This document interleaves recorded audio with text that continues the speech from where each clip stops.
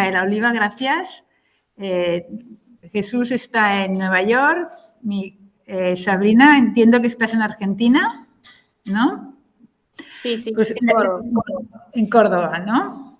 Daremos primero la palabra a Jesús y como entiendo que Sabrina vais a hablar juntos con Cristian, ¿vale? En todo caso, esperaremos a que se nos una. Pues empezar. Ah, ¿tengo a alguien? Qué bien. A Cristian, fíjate qué bien. Bueno, empezaremos presentando a Jesús Aceves Loza, que es el vicedecano para estudiantes de primer año en la Gabel School of Business de la Fordham University. Dirige el programa de mentoría de primer año enfocado en el éxito académico y la participación y el fortalecimiento de la comunidad estudiantil. Jesús es licenciado en Psicología por la Universidad de Guadalajara, tiene un máster en Desarrollo Organizacional por la Universidad de Guanajuato, ¿digo bien? Sí, perfecto. Y es candidato doctoral en Administración y Supervisión en la Fordham University. En 2023 concluyó el certificado en enseñanza para la educación superior por la Universidad de Harvard. Y a Jesús le apasiona la creación de espacios académicos inclusivos que fomenten el desarrollo personal y profesional de sus estudiantes con miras a la generación de sentido. Entonces, yo cuando os convoqué, ¿no?, les pedí que nos contaran pues, sus experiencias de investigación en diferentes contextos multiculturales y con qué problemáticas se encontraban, cómo trabajaban con la diversidad, con las minorías. Pues, Jesús, te doy la palabra. Muchísimas gracias, profesora Aroca, y muchísimas gracias también a todos los estudiantes que nos acompañan desde tan lejos, ¿no?, esta tarde. Y pues un privilegio es poder compartir un momentito con ustedes y platicarles qué es lo que, al menos desde mi perspectiva y mi experiencia aquí en Nueva York, he tenido la oportunidad de trabajar con diferentes poblaciones. Quiero hacer como un paréntesis antes de cualquier cosa y poner este paréntesis para dar un poco más de contexto con lo que voy a compartir. Creo que cuando nosotros pensamos en investigación educativa o en general hablamos de investigación, inmediatamente si estamos en un programa de posgrado, ya sea como el que ustedes cursan o uno de nivel doctoral, inmediatamente pensamos en investigación absoluta y totalmente formal que está de una u otra manera sanitizada con el objetivo de generar un producto, una publicación, un reporte, etcétera. Entonces, si bien parte de la investigación, uno de los objetivos es ese, también tenemos que reconocer que cuando estamos involucrados en la educación, la investigación la realizamos día a día, semana a semana. No realmente nos guiamos con los contextos o con las líneas de tiempo que nos exigiría un trabajo formal de investigación, sino que a veces estos trabajos que hacemos para aprehender la realidad nos requieren que nos salgamos de las convencionalidades y que adaptemos nuestro trabajo de investigación y nuestro trabajo académico para encontrar a la población en donde ellos están. Y obviamente para intentar dar respuesta de una manera más precisa y con celeridad a los retos que nos encontramos. Entonces, con ese preámbulo, yo les quiero comentar que la investigación que yo he realizado, les quiero poner dos ejemplos. Del 2017 al 2022, tuve la oportunidad de coordinar un programa de... Denme un segundo, por favor, que quiero poner mi reloj y me estoy peleando aquí con la tecnología para no comerle tiempo a mis compañeros. Entonces, les comentaba que de 2017 a 2022 tuve la oportunidad de trabajar con la población migrante de aquí de Nueva York por medio de Fordham University. en una iniciativa que se llamaba, y se llama todavía, el programa existe, Community ESL Program.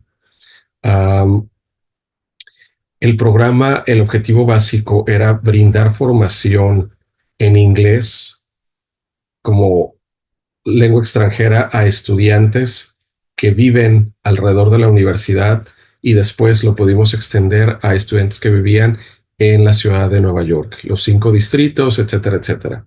Entonces, el objetivo de este programa era proporcionar esas clases completamente gratuitas, porque la investigación previa nos decía que para lograr una inserción comunitaria y una integración comunitaria de una población tan vulnerable como es la población migrante, el lenguaje es uno de los vectores fundamentales para que ellos puedan lograrlo, e impide muchísimos otros desarrollos a nivel personal, y los podemos ejemplificar y cuantificar. El acceso a las prestaciones de sanidad pública, el acceso a la educación formal en niveles secundarios o terciarios o de nivel superior para personas que ya tenían un estudio formal y universitario previo, la participación ciudadana, la participación cívica, todos estos aspectos de la vida del individuo, pues bueno, existen bastante investigación al respecto. Se ven coartados cuando la persona no se pone al nivel de inmersión lingüística de una comunidad, y sobre todo una comunidad tan complicada como Nueva York, ¿no? Entonces, lo que nosotros nos encontramos en esa situación fue, ok, vamos a ofrecer esto, pero no nos imaginábamos que íbamos a empezar a ver ciertos patrones de conducta, ciertos retos eh, que impactaban de una u otra manera el aprovechamiento y el desempeño educativo de los estudiantes. Gente que se conectaba, y al decir conectaba ya es como por decirlo, ¿no? Pero gente que acudía a clase y que de repente después de 2, 3 semestres seguía en un nivel básico de inglés. Entonces, obviamente hacíamos pretesting y post-testing para medir los niveles de proficiencia lingüística, y empezamos a detectar varias cosas. Nos dimos cuenta que nuestros estudiantes, que representaban 43 países diferentes del globo, venían a clase trayendo todo el bagaje de herencia cultural, lingüística, de valores, axiomática, axiológica, que pues de una otra manera eran los lentes con los que entraban a clase. Había personas que sí tenían el objetivo de aprender el idioma, dominarlo e insertarse en la comunidad, y si no era por ellos, era por la necesidad de apoyar a sus familias. Había otras personas para los cuales el aprendizaje del idioma era una ganancia, era algo secundario. Lo que ellos buscaban era un espacio seguro donde pudieran empatar con personas que estaban viviendo una situación similar. En pocas palabras, ellos necesitaban un espacio para sentir que vivían en comunidad, y el inglés era como algo extra. Entonces nos empezamos a dar cuenta que si le poníamos atención a las vivencias de las personas, empezamos a detectar ciertos temas que emergían de estas interacciones. Uno de ellos era la vivencia de la migración, cómo la vivían, independientemente de cómo hubiesen migrado. Nunca supimos al 100% quiénes venían al país con lo que le llaman ahora los republicanos legales, y quiénes estaban aquí ilegales. Eso no lo sabíamos porque era parte de la política del programa no preguntarlo. Queríamos crear ese espacio seguro. Entonces, independientemente de cómo hubieran ingresado al país, la experiencia de migración era bastante similar. Era el desprenderse de algo conocido, era el salir de una zona de confort y enfrentarse con toda la cabeza a un espacio nuevo, a una población nueva, a una costumbre nueva, e inclusive a una cultura, ¿no? Que por más americanos que sean y por más influencia que tengamos de los Estados Unidos en Latinoamérica, que era la mayor población que teníamos como estudiantes, pues bueno, es un imaginario que vive justamente en aquella versión platónica, ¿no? De la idea. Entonces, la migración era uno de los temas que emergía eh, concurrentemente con las cuestiones de identidad. Yo llegué también a este país siendo un migrante, y en ese sentido empataba y empatizaba con ellos. Independientemente de cómo migres a cualquier país, en el momento que pones tus dos pies y que dejas la frontera de la nueva nación a tus espaldas, te conviertes literalmente en nadie. Y esa nadiedad afecta tu identidad. Y lo veíamos con todas las personas que decían, es que en mi país, por ejemplo, personas que venían de Venezuela, en mi país yo era médico, aquí realmente tardé 4 o 5 semanas para encontrar un empleo y ahora soy mesero, que no está nada mal ser mesero, ser camarero. Sin embargo, tenían que reflexionar y que reajustar su identidad como personas y como sujetos, y esa crisis la vivían durante mucho tiempo. Entonces, esa crisis también era como un ecualizador para ellos, decir, ok, todos estamos en el mismo barco, ¿cómo lo vives tú? ¿Cómo lo vivo yo? Y en ese sentido nos permitía también a nosotros, si queríamos que el objetivo del programa era crear comunidad, pues bueno, eh, así lo empezamos a checar abriendo esos espacios. Y lo último que encontramos era relacionado con las otras dos, cómo resignificaban su experiencia de vida al ser lo que ellos decidieran ser en Estados Unidos. Y cómo había personas que encontraban significado, que le encontraban sentido a las cosas de manera inmediata, y cómo había otras personas que navegaban y batallaban todavía mucho más por otros factores sociales que probablemente ustedes ya también lo checan en clase, que tiene que ver con inclusive el color de la piel, el idioma que se habla, la percepción física de la persona. Y de nueva cuenta, Nueva York es un lugar bastante liberal, pero al mismo tiempo no está exento de vivir dentro de los Estados Unidos, donde las cuestiones de privilegio, raza, identidad de género son también discutidas, ¿no?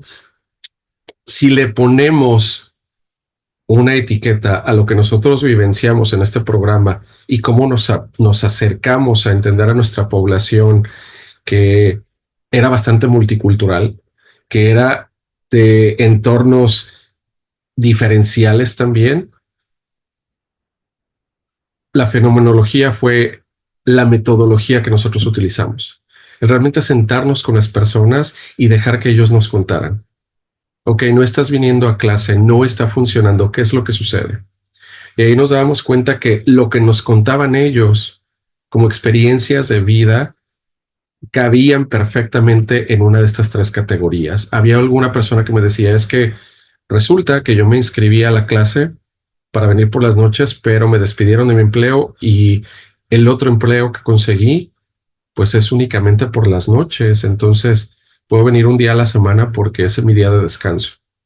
Ahí tenemos una cuestión de inmigración, una cuestión de resignificación. Había personas que nos decían, pues es que realmente yo puedo estar aquí 2, 3 años y a mí lo que me gusta es, no sé, venir a clase, me gusta estar con mi maestra, con mis compañeros. Estamos hablando otra vez de identidad. Llegó una situación que a mí me pareció lo más, en el que les dimos la oportunidad a los estudiantes, distribuimos una encuesta para saber a qué se dedicaban y si eran pequeños empresarios, cuál era el servicio, cuál era el producto que ellos dedicaban, y de repente empezamos a tener una lista cada vez más enorme, enorme, enorme de personas que se dedicaban o a la repostería o a la creación de bisutería artesanal, personas que en el invierno hacían crochet o hacían artesanías y que empezaban ellos a comercializar. Estoy hablando de cuestiones que mucha gente hacía, obviamente cuidando los márgenes legales, ¿no? Del empleo, pero eso nos dio una iniciativa y dijimos, ok, ¿qué pasaría si entonces juntamos toda esta información, le damos sentido nosotros y les ofrecemos algo que fomente una economía circular? Y lo que hicimos fue, aquí en Estados Unidos había un libro hace muchos años, en los 90, ahora todo es digital, que se llamaba La Sección Amarilla. Y entonces en esa sección amarilla tú encontrabas todos los servicios y era como un director de servicios. Y lo que creamos nosotros fue nuestra versión de La Sección Amarilla con los estudiantes. Entonces, si alguien iba a tener una fiesta de cumpleaños y necesitaba una tarta, ya sabían que había 4 o 5 personas de nivel de inglés intermedio o de inglés básico que hacían pasteles. Entonces, comenzaron ellos a interactuar de esa manera. de nueva cuenta, el reto para nosotros era cómo contar estas historias, porque al final del día dependíamos también de cómo comunicábamos el éxito del programa y el éxito de los participantes con el objetivo de, tristemente, buscar la sostenibilidad financiera del programa a través de acercarnos a fundaciones, de aplicar a concursos para grants y para bolsas monetarias que nos permitieran seguir operando. Y la manera en la que nosotros hicimos esta investigación, que de nueva cuenta no es la investigación que tenemos todos idealizada de generar un marco teórico y acercarnos a un experimento o a una observación, fue esta parte fenomenológica que nos permitió darle sentido al asunto. Y quiero compartirles eh, dos o tres diapositivas sobre este programa. Es un resumen muy rápido y básicamente resume lo que les comentaba, ¿no? En el Bronx, en el año 2022 vivía, después de la pandemia, casi 1,5 millones de personas, de las cuales 545,000 cabían dentro de la categoría de migrantes y 383,000 no hablaban inglés. Estamos hablando que esto es una quinta parte de la población que existía únicamente en ese distrito, con todos los retos que ya les comentaba. Entonces, lo que nosotros hicimos, y aquí es la parte que creo es el fruto de toda investigación fenomenológica que nosotros hicimos, comenzamos con ESOL, que es el inglés como para los hablantes de otras lenguas, pero la misma gente en esta aproximación que nos hicimos con ellos, nos decían, es que sabes que a mí me gustaría aprender a manejar una computadora, me gustaría aprender a manejar la paquetería de Google porque siento que eso me va a hacer avanzar mi carrera. Creamos también un programa de alfabetización digital. Todos los programas de Google se ofertaban y finalmente empezamos a detectar, probablemente la vivencia es similar en España, que tienes a la persona, a la vecina, que es naturalmente un líder y que está involucrada en cocinas comunitarias o en programas de atención o está involucrada en alguna parroquia, etcétera, etcétera. Iniciativas que son muy de barrio, que son muy de pedagogía popular. Y entonces dijimos, bueno, si estas personas lo están haciendo todo el tiempo, no nos convendría, y a ellas también, participar, que creáramos un programa de desarrollo de habilidades de liderazgo dentro de la formación o de liderazgo jesuita, para que entonces ellas tengan un documento que valide que realmente son líderes y que si van a seguir haciendo voluntariado o van a estar participando en una cocina comunitaria, que tengan la oportunidad ahora de llegar a otro lugar y de decir, bueno, ya tengo la formación como líder, ya tengo la experiencia, ahora en vez de ser voluntaria puedo obtener un ingreso. Y eso tiene un efecto, pues que se amplifica no únicamente para ellas, sino también para sus familias. Entonces, este programa existe todavía de desarrollo de liderazgo para mujeres en la comunidad y obviamente, dado que la universidad es jesuita, todo el marco de operaciones está con Cura Personalis, que es el cuidado para toda la persona, y este es como la fotografía de la demografía que nosotros, valga la redundancia, que teníamos en ese momento. Estamos hablando que las ocupaciones de las personas que teníamos en clase iban desde cajeros en restaurantes, supermercados, servicios de comida, personas que cuidaban personas enfermas en casa. Y en cuanto a los varones, pues bueno, trabajadores de la construcción, conductores de Uber, de Lyft, servicios de comida. Se pueden dar cuenta que el género, la mayoría eran mujeres. Las estructuras familiares que nosotros observábamos en el programa eran estructuras familiares muy tradicionales, en donde el hombre era el proveedor, la mujer era la administradora, roles de género bastante definidos, y pues la edad ahí la ven. Tenemos gente desde los 19 hasta los 78 años. Entonces, toda esa vivencia, toda esa experiencia y la manera en la que ellos experimentaban el programa y su manera de vivir su migración y su inserción a esta nueva comunidad era tan amplia como el espectro de vida que ellos estaban viviendo en su momento.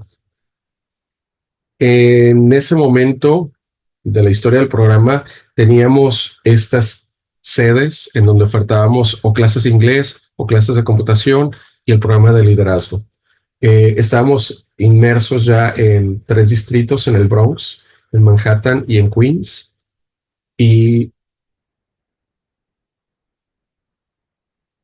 en la pedagogía, de nueva cuenta que nosotros utilizábamos era comunidad y encuentro.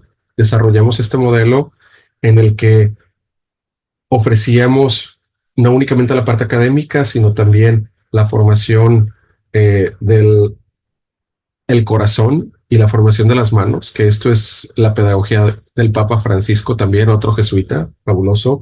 En Miras al Encuentro, los objetivos eran varios y no poníamos uno en particular porque los objetivos surgieron de la misma comunidad. Había personas que querían sentirse más seguras de sí, personas que querían sentirse más eficaces y con la capacidad de conseguir sus objetivos. Personas que querían seguir fomentando esas habilidades de aprendizaje para la vida, de construcción de liderazgo, de abogacía con soporte o autoempoderada, pero al final del día el producto era ser comunidad. Si nos vamos a los datos duros en su momento, eh, el Departamento de la Juventud y Desarrollo Comunitario de Nueva York, DYCD, por las siglas en inglés, siempre nos calificó en cuanto a las evaluaciones como arriba del estándar, muy arriba del estándar. ¿Por qué? Porque si teníamos, por ejemplo, en esta gráfica al final, de 104 estudiantes que se ingresaban al programa, el 96%, perdón, de 108, 104 alcanzaban un nivel de desarrollo del idioma, pero también con otras métricas alcanzaban un nivel más de independencia, de autoeficacia, etcétera, etcétera. Entonces, el programa era pues bastante exitoso en ese sentido. Y pues bueno, esa es una de las experiencias, ¿no? La otra, se las platico súper brevemente, que ya me estoy extendiendo del tiempo que me tocaba, y tiene que ver con lo que hago ahora en la Escuela de Negocios. De nueva cuenta, la educación formal, y les puedo platicar así en 15 segundos, que uno de mis intereses de investigación tiene que ver con el liderazgo de servicio, tanto la parte teórica como la parte aplicada, y justamente estoy trabajando en la adaptación, traducción y validación de un instrumento para medir la autopercepción de liderazgo de servicio en profesores universitarios, en administradores universitarios. Ese proyecto sí es la tesis doctoral y sí sigue el patrón que describí al inicio, ¿no? Hay un marco teórico, hay una problemática, hay un instrumento, va a haber un experimento en su momento y finalmente una presentación de resultados. Pero como decano, aquí en la Facultad de Negocios existía un programa que se llama el programa de mentoría de primer año. Se inició hace 10 años y consiste en que los chicos que son de tercer y cuarto año funcionan como mentores para los de nuevo ingreso. Esto era pues una idea para fomentar también la participación y la parte comunitaria. Fue bastante exitosa hasta que llegó la pandemia y la pandemia se pasó, se volvió a aplicar el programa, pero aquí es donde entro yo. Yo tengo 2 años y medio en esta posición. Nos dimos cuenta que lo que se hacía antes de la pandemia ya no era tan eficaz. Entonces, utilizando también este enfoque metodológico de la fenomenología, tengo un grupo de estudiantes, nos sentamos en su primer momento y la pregunta de investigación fue, ok, ¿cómo estás viviendo el programa? ¿Qué vivencias tienes? ¿Qué cosas han funcionado? ¿Qué cosas, si tú estuvieras en los zapatos de los estudiantes que van a estar de primer ingreso este año, qué te gustaría aprender? ¿Qué te gustaría que te acercaran a manera de mentoría durante el año? Esto tuvo, y les comparto otra vez la pantalla. Entonces, el modelo RC que les comentaba, esta es la línea histórica. Lo que hicimos fue, ok, creando una metodología de escuchar, crear y celebrar, que también es una de las metodologías jesuitas y que el Papa Francisco ha intentado como llamar la atención a esto. Lo primero que hicimos fue escuchar, de nueva cuenta, bajo nuestra propia percepción metodológica, que era la fenomenología, escuchar cuáles eran las necesidades, lo que les describía. En la parte de crear, nos abocamos a hacer esta lluvia de ideas y decir, ok, vamos a implementar nuevas estrategias, vamos a hacer un pre-test, vamos a hacer un post-test para medir la efectividad del programa, pero no únicamente la efectividad del programa para ver si funciona o no funciona y después ponernos el trofeo cada uno y darnos la palmadita en la espalda, no realmente para eso, sino para saber si realmente el efecto positivo del programa sucedía en la comunidad estudiantil. Y lo que estamos midiendo y medimos en su primer momento en agosto y lo vamos a medir en 2 ocasiones más es la apropiación de conocimiento que los chicos están teniendo, porque los mismos estudiantes, este grupo de 5 personas, diseñaron un esqueleto de malla curricular y entre los 5 y yo creamos toda esta currícula que se va a aplicar en este semestre en el que viene con todos los temas, con todas las necesidades que ellos detectaron. Entonces, en su primer momento estamos midiendo la apropiación del conocimiento, la percepción de autoeficacia. Queremos saber si los chicos se sienten que pueden realmente cumplir sus objetivos académicos y desarrollo personal profesional en este año. Y también queremos medir un poco de cuál es su percepción de pertenencia y de sentido de la pertenencia en cuanto a la facultad. Eh, Esto nos implicó también desarrollar un programa más formal de formación de formadores y al mismo tiempo, ya lo comentaba, el desarrollo de un currículum. Los chicos que nos ayudan como mentores, repito, son personas de tercero y cuarto año, no reciben paga por esto, lo hacen realmente porque tienen, creo yo, y esa es mi teoría, viven en ellos mismos el liderazgo de servicio y lo que extendimos en la malla curricular es también crear la conciencia y la autoconciencia para ellos de decir, ok, si estás involucrado en 1 o 2 años como mentor, esta es una habilidad que también puedes trasladar al mercado laboral para cuando salgas poderte colocar y que le puedas platicar a los empleadores. Por cierto, estuve siendo mentor o tengo experiencia en habilidades de mentoría por 2 años, ¿no? Que también es atractivo de una u otra manera para ellos. Y finalmente, pues para celebrar, o sea, reconocer los logros que los estudiantes tienen, reconocernos también a nosotros mismos por las cosas que están haciendo y el impacto esperado de esta renovación del programa de First Year Advising Mentors. Queremos incrementar la retención estudiantil, que los estudiantes se queden el primer año, que no haya una deserción de clases, la satisfacción estudiantil, el éxito académico reflejado no únicamente en clase, sino también en el bienestar de los estudiantes. Y la población objetivo son 601 estudiantes de 30 países diferentes. Ese es el número de estudiantes de primer ingreso que yo tengo en la facultad. Tengo 145 mentores y creamos 60 grupos en los que los 601 están trabajando con sus mentores. Ellos se reúnen 1 vez o 2 veces al mes, dependiendo del mes, y también tienen sesiones así en los 601 conmigo en Zoom. Yo hablo de cosas más aburridas que tienen que ver con la registración, con la inscripción al siguiente ciclo, etcétera, etcétera, pero la parte comunitaria se trabaja mucho con ellos. Entonces, volviendo a la primera punto y paréntesis que les decía, es que la investigación educativa en contextos multiculturales y diferenciales, de nueva cuenta, nos exige trabajar en el aquí y en el ahora y con lo que tenemos.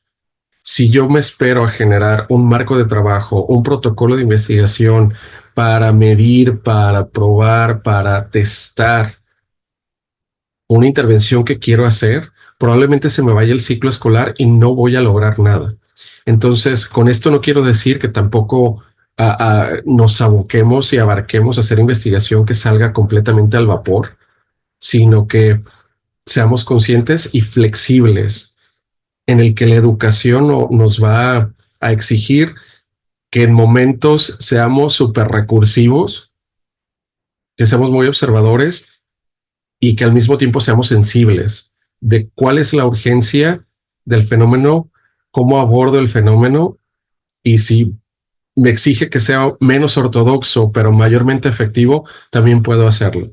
Exige mucho trabajo de sí, y al final del día, de nueva cuenta, ustedes se van a graduar, van a hacer una tesis, pero creo que la ventaja que ustedes tienen es lo están viviendo todos los días como educadores. Es diferente, y con esto cierro, cuando tenemos a una persona que ha pasado 20, 25 años en un escritorio, que sucede al menos en muchos países de América Latina, y que después le piden a esa persona por cuestiones políticas, diseña una malla curricular o diseña una intervención o diseña X, Y y Z, cuando en realidad todo existe en el mundo ideal del escritorio, pero no existe en el mundo real del aula.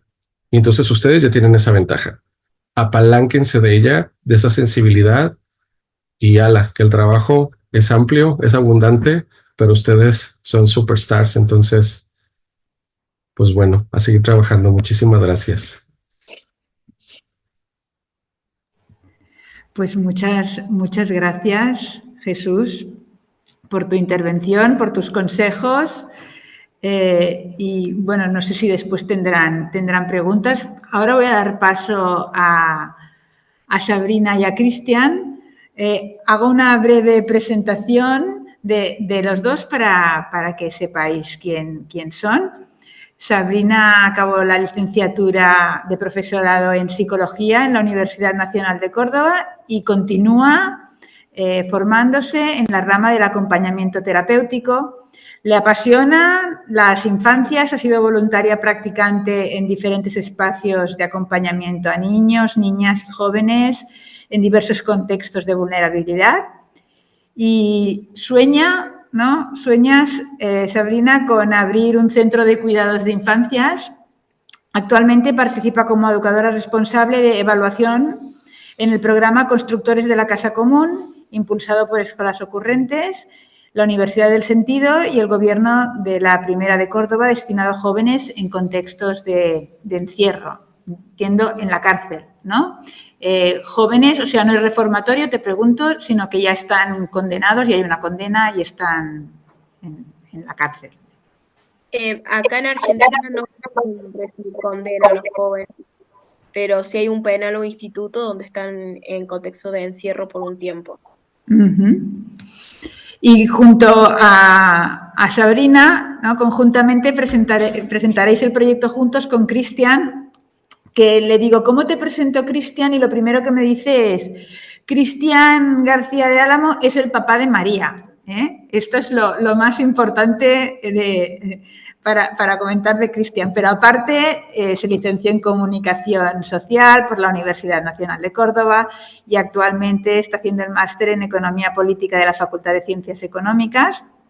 Es becario internacional por los programas Fulbright de la Embajada de Estados Unidos, del Seminario de Jóvenes Líderes de la FURC, País Federal, del Grupo de Montevideo para estudiar Economía Regional en la Universidad Estadual de Brasil y becario del Grupo Santander para el Encuentro de Líderes Iberoamericanos en Guadalajara, México.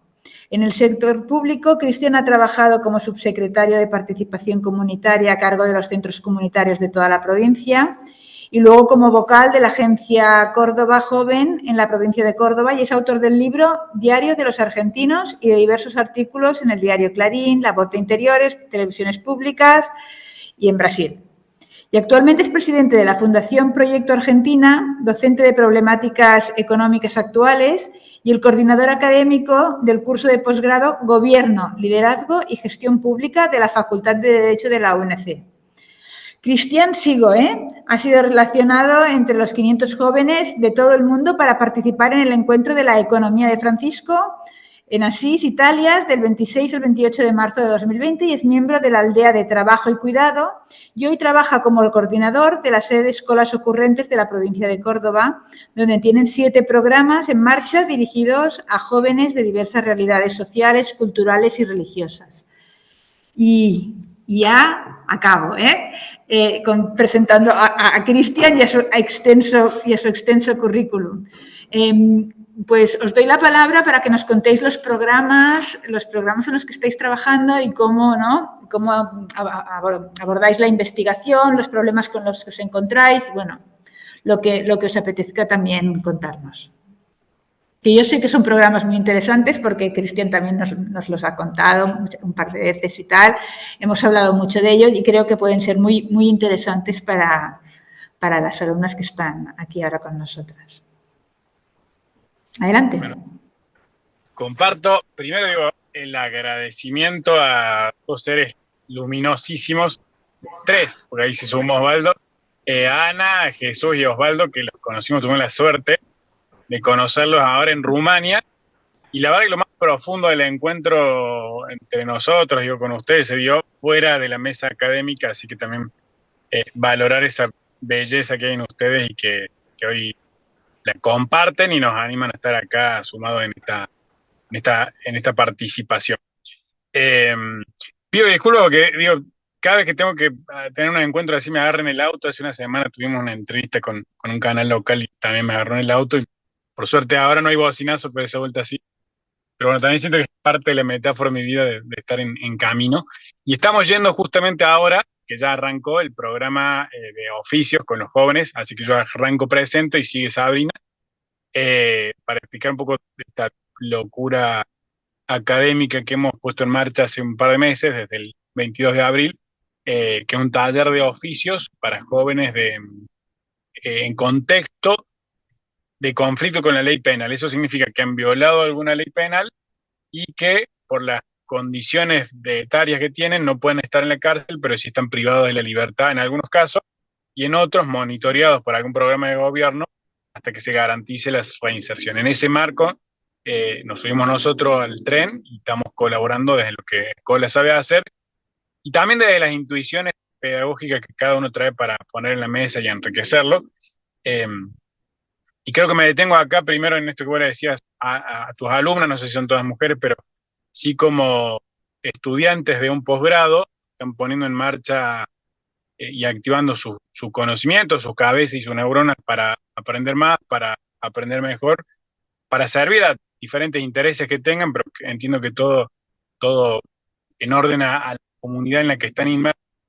Eh, Actualizar, ¿no? El conocimiento y el saber como parte de la historia humana, que yo siempre digo es, el saber es lo que distingue al ser humano actual desde el hombre de la prehistoria hasta hoy, ¿no? O sea, digo, si uno se encuentra con un hombre de hace 2000 años, las pasiones, los afectos, la intensidad para amar, el sufrimiento por no ser amado, son parecidos. Yo creo que hay un abismo entre lo que ese hombre y el actual ha podido aprender y saber y descubrir gracias a la creatividad humana, ¿no?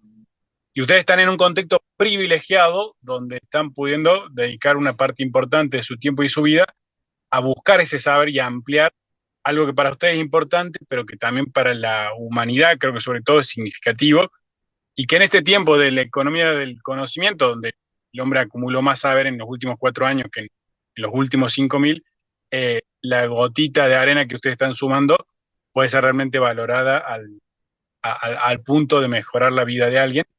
Eh, y también con eso último, de que realmente entendamos el saber como que genera sentido y tiene sentido cuando parte de estas intuiciones vitales y cuando realmente es capaz de restaurar heridas comunitarias. Después vendrá si nos significa mejores puestos de trabajo, cargos, ascenso en la empresa y plata, pero digo, mirado en contexto en la película de la historia, eso digo, no tiene relevancia, ¿no? Digo que el saber suma a la humanidad y a la historia humana cuando aporta algo a ese caminar conjunto que tenemos como pueblos, ¿no? Bueno, digo, y en este caminar, un poco de lo que vos leías, Ana, fue lo que digo, por lo menos desde lo particular me empujó a tratar de aportar este programa. Tuve la suerte de haber participado, digo suerte la verdad porque nunca me lo hubiese podido haber pagado, de haber participado en becas en distintos países de América Latina, desde México hasta la Argentina, y siempre me dolió, desde que participé de esos encuentros, desde que tengo 20 años, la triste y dolorosa realidad de América, en realidad es alegre la realidad de América Latina porque siempre le ponemos buena onda, pero la dolorosísima realidad de ver un continente rico rodeado de personas pobres. Y eso me despertó como un dolor de decir, acá hay algo estructural por transformar, no se trata de errores humanos individuales, sino de una suma estructural de saberes que están falta de puesto al servicio de la gente. Y por otro lado, la oportunidad también de participar en el sector público, en distintos centros comunitarios, como la intuición de que en la raíz de esos problemas estaba la falta de trabajo como respuesta a la estructura económica de una familia, ¿no? Digo, decirte de visitar un centro de jubilados y que un jubilado me pidiera trabajo para su nieto, a ir a una escuela de fútbol y que el profe no tuviese cómo sostenerlo, o una familia que el papá se quedó sin trabajo y generó crisis que terminaron en peleas garrafales o en divorcio. Entonces digo, desde esas dos intuiciones, cuando nos sumamos a escuela y se nos planteó este problema, el desafío de empezar esto que nos propone el Papa, de sumar el lenguaje del corazón, las manos y la cabeza en una educación que genere sentido, pensamos, bueno, cómo el trabajo puede ser la respuesta a jóvenes en situación de encierro, que probablemente sospechamos que venían de contextos marginales donde la exclusión había sido en tres sentidos, ¿no? Digo, una exclusión social y estructural de sus familias, una exclusión incluso de ellos mismos en el seno de su familia, porque al no tener alguien que se haga cargo fueron creciendo a la deriva, y una exclusión del sentido de su vida, en el que la sociedad les proponía modelos culturales que realmente no estaban al alcance de ellos, y que tuvo más capacidad de ponerles un arma en la mano que ponerles un lápiz y un cuaderno.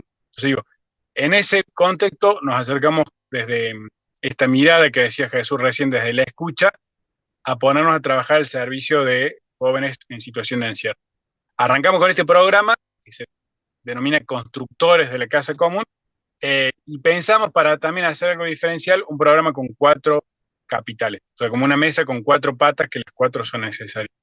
El capital del sentido, esto como el volver a saber por qué hacemos las cosas, el capital relacional, el laboral y el ambiental.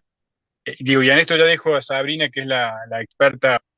Yo digo, quizás tuve más la intuición de arrancar, pero los que han allanado y ha faltado el camino han sido otros. Pero bueno, digo, desde esta certeza de que nadie puede quedar afuera cuando de lo que se enseña es la vida, pensar en este desafío de ir hasta esa periferia, y te diría periferias morales de nuestra sociedad, nos enseñó hasta ahora a nosotros mucho más de lo que hemos dejado. Y ha sido eso, que hasta en el encierro hay una rendija por la que se es capaz de colarse la libertad, y que estamos dispuestos al sacrificio para que esa libertad tome alas, ¿no? Y que las alas no solamente vienen con el trabajo, sino que vienen con un proyecto de vida.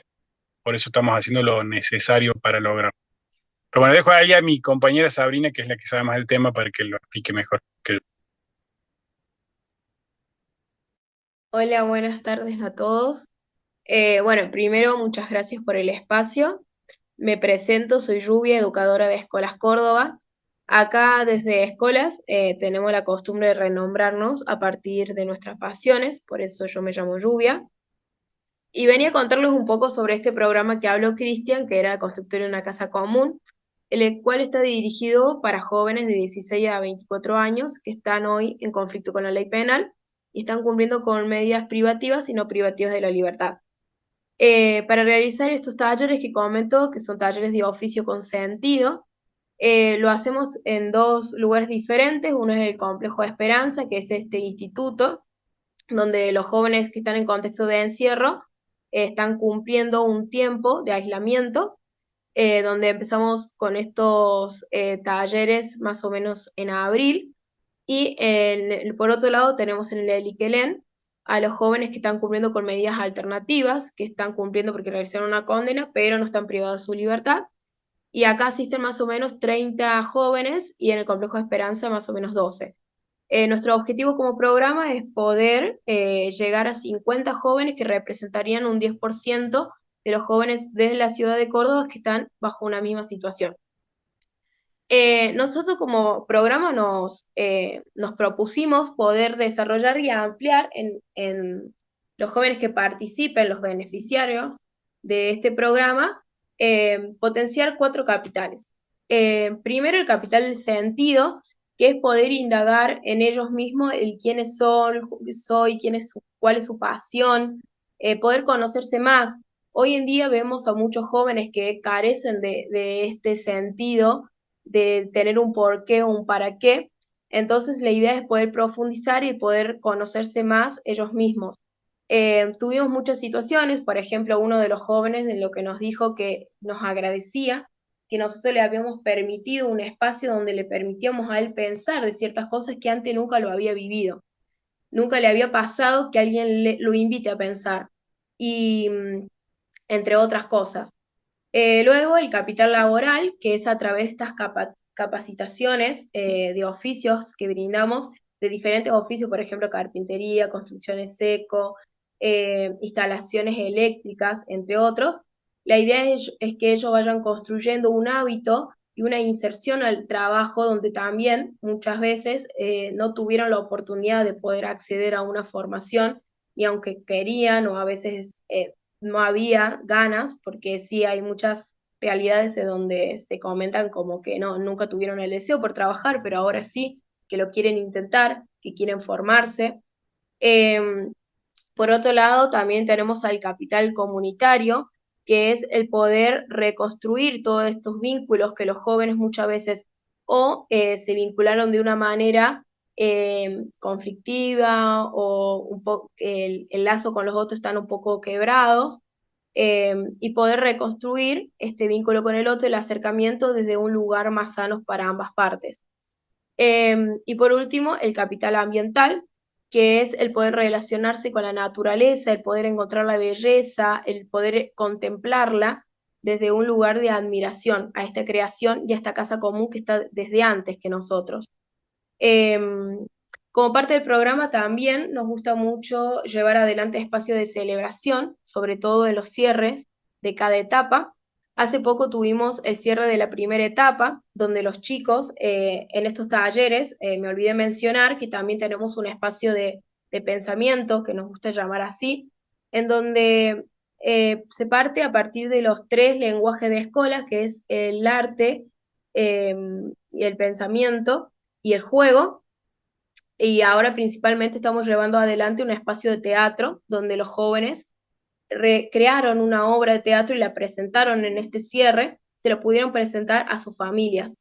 Fue un hecho muy significativo ahí dentro del Complejo Esperanza, que es este instituto.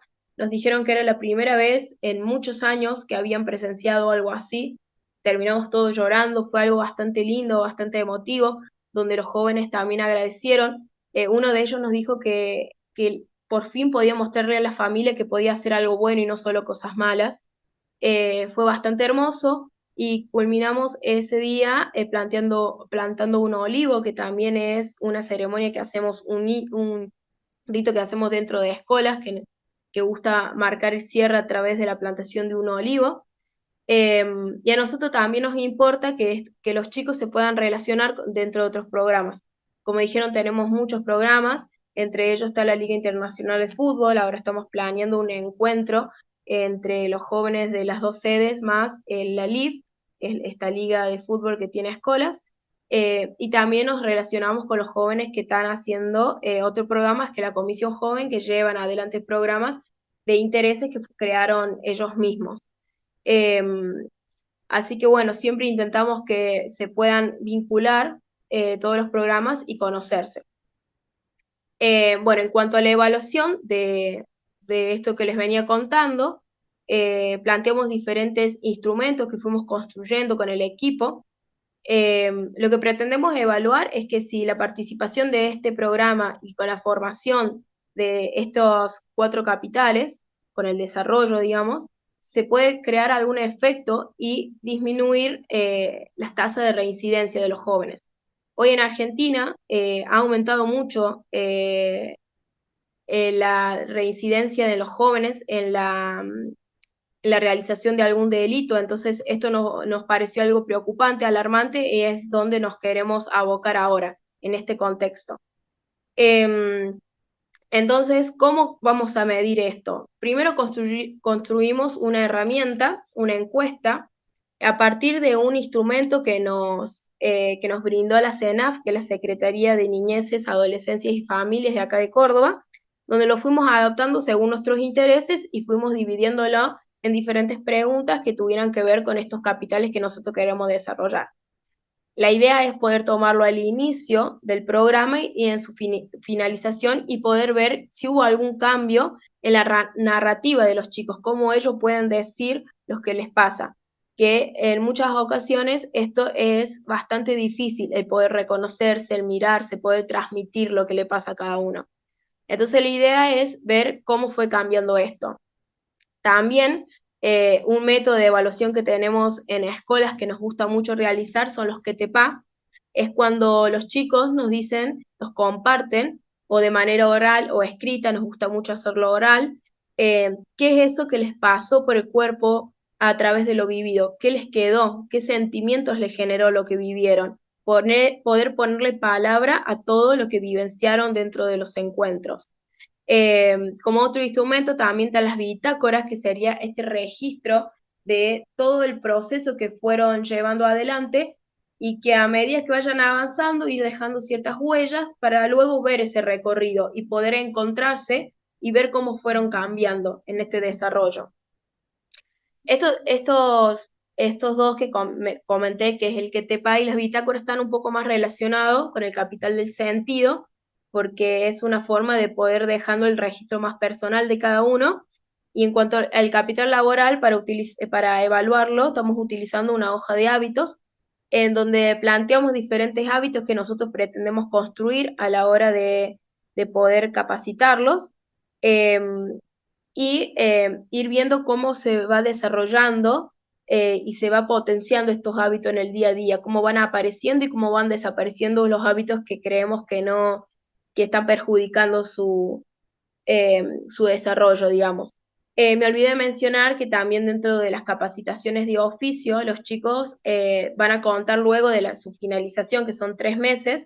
Al finalizarlo van a tener prácticas remuneradas rentadas, que es una oportunidad bastante buena para ellos, ya que sería como para muchos una primera experiencia, una primera inserción al ámbito laboral, donde van a recibir una beca por su desarrollo en diferentes empresas, dependiendo del oficio que vayan aprendiendo en estos meses de formación. Y luego también estamos realizando un registro del rendimiento de cada uno y viendo cómo van adquiriendo ciertas habilidades, cómo se van adaptando a los espacios de oficio, cómo van respondiendo en cuanto a técnica, en cuanto a autonomía, en independencia. También tenemos en cuenta su asistencia y su puntualidad, porque la idea es ir preparándolos a ellos a esta primera experiencia laboral, que es muy importante y que lo que esperamos es que puedan tener una nueva herramienta de trabajo para el día de mañana, para sus intereses, para también tener como un trabajo donde muchas veces no tuvieron las oportunidades. Por eso nos planteamos en estar en este contexto y poder acompañar las realidades de estos jóvenes, que son muy diversas, muy difíciles. Algunos están solos, otros sí tienen un vínculo que los acompaña. Así que, bueno, nosotros siempre nos quedamos con la vivencia, con los que nos comparten los jóvenes todo el tiempo. Hay muchas secuencias que le podrían contar de ellos que fueron increíbles, pero nada, nos quedamos con este cierre, esta muestra de la obra de teatro que ellos mismos crearon, que ellos mismos construyeron desde el guión, desde los relatos. Los chicos todos tuvieron diferentes roles, desde actores, relatores, se preocuparon por el vestuario. Y nada, y pudieron mostrarle algo hermoso al mundo y también reconocerse ellos mismos que eran capaces de hacer cosas increíbles. Así que, bueno, eso, muchas gracias y espero que se haya entendido. Muchas gracias, Sabrina, y gracias a Cristian también por habernos acompañado. Y me toca presentar a Osvaldo. Osvaldo, ¿estás ahí? Osvaldo. Bueno, mientras Osvaldo... Aquí estoy. Estoy. Y te queremos ver, Osvaldo, también. Aquí me ven. Uy, qué vestido, qué vienes. Pues os presento a Osvaldo Cano Torres.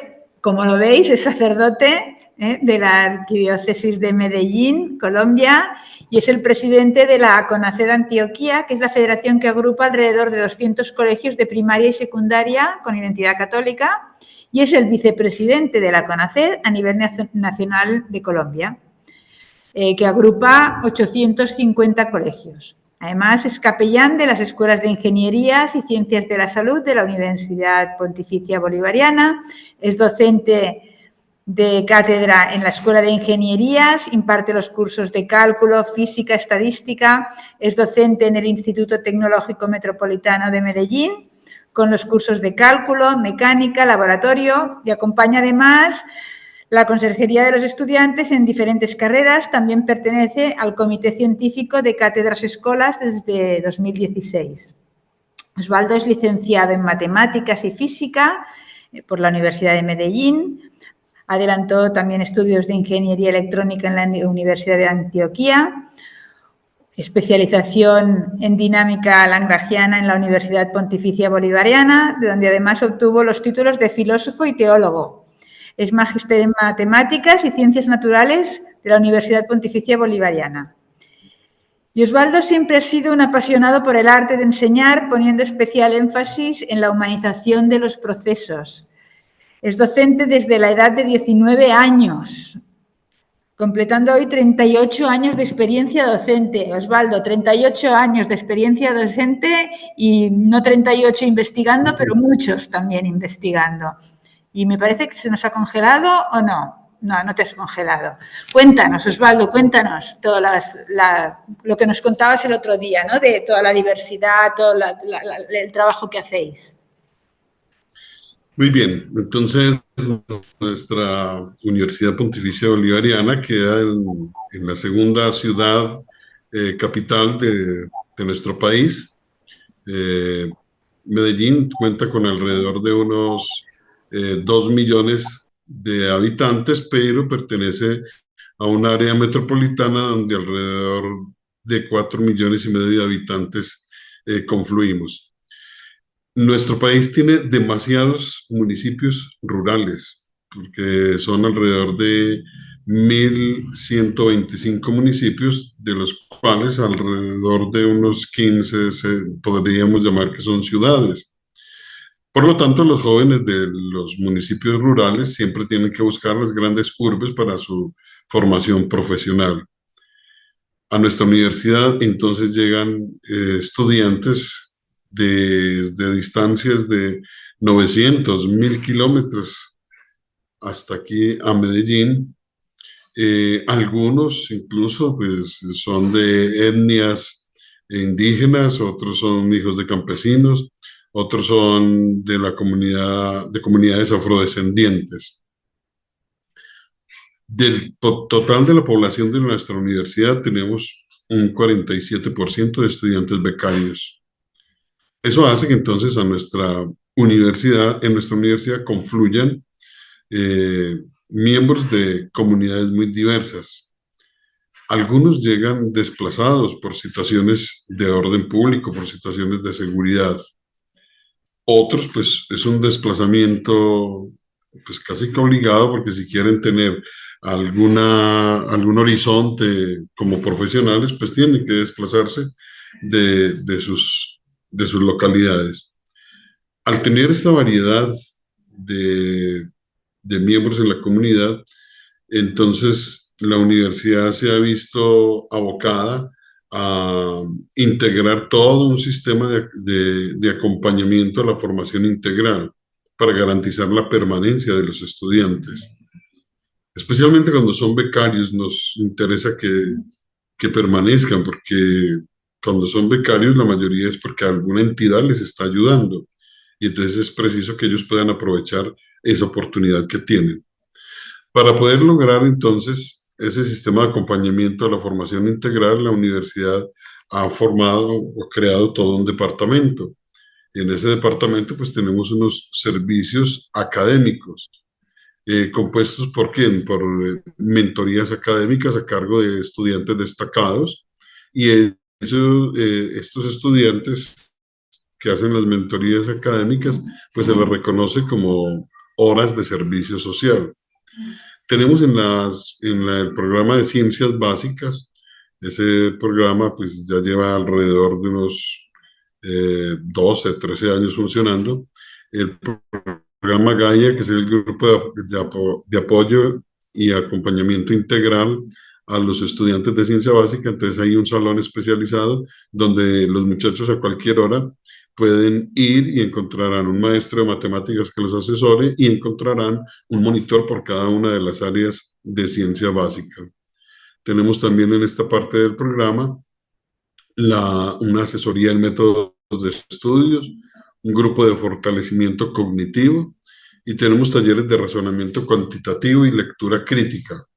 La mayoría de las falencias en las clases de matemáticas siempre será por la incapacidad que manifiestan los estudiantes de hacer una interpretación adecuada. Hay orientación vocacional porque aparecen demasiados estudiantes en el cuarto, quinto semestre desertando o queriendo cambiar de programa con una excusa muy sencilla, es que esto no era lo mío. Entonces hemos entendido que es necesario hacer esa orientación vocacional desde el primer semestre para que el muchacho pueda afianzarse y apasionarse por lo que ha elegido. A los estudiantes de bajo rendimiento también les hacemos un acompañamiento, digámoslo así, como más personalizado. Eh, Hay un curso muy simpático que se llama Curso de Apoyo al Aprendizaje ABC en la U. No sé cómo pasará en las comunidades de ustedes, pero aquí solía llamarse entonces a los de primer semestre primíparos y pues a los primíparos les hacían demasiadas bromas y a veces tal vez abusaban de ellos. Hace mucho, mucho rato que en nuestra universidad no existen las famosas primiparadas, sino que por el contrario, todo un ejercicio de acogida y acompañamiento para que los muchachos se sientan seguros en el entorno universitario. Y tenemos entonces todas las asesorías académicas. Otra rama de este programa SAFI es los servicios psicosociales. Entonces, asesoría psicológica, esto se ha disparado demasiado. Yo creo que ya, si hace unos 10 años era extraño que apareciera un estudiante que requiriera asesoría psicológica, hoy es extraño que aparezca un estudiante que no la requiera. Casi que todos como en un tratamiento profiláctico tendríamos que asistir a cita con el psicólogo siquiera mínimo cada 6 meses. Eso sería muy sano. Tenemos el servicio de psicoterapia, el acompañamiento espiritual, naturalmente. Cada uno de los bloques de nuestra universidad cuenta con un capellán. Hay un espacio bonito que se llama el Ágora Emocional. Y tenemos un programita esencial que se llama el ciclo de expresarte. Y entonces acogemos todas las tendencias de arte que aparecen en los estudiantes de las distintas facultades. Otro se llama Siembra Palabra, Sanamente, y los talleres de vida universitaria. Hay un acompañamiento a capacidades diversas. Ahí tenemos no únicamente los que tienen dificultades, sino también cómo promover a los que tienen capacidades superiores, ¿cierto? Y la intervención en la problemática psicosocial. Y el tercer elemento entonces sería el SAFI socioeconómico. En este SAFI socioeconómico, a ver que esto se me paró, a ver, se me había suspendido ahí me están escuchando, ¿cierto?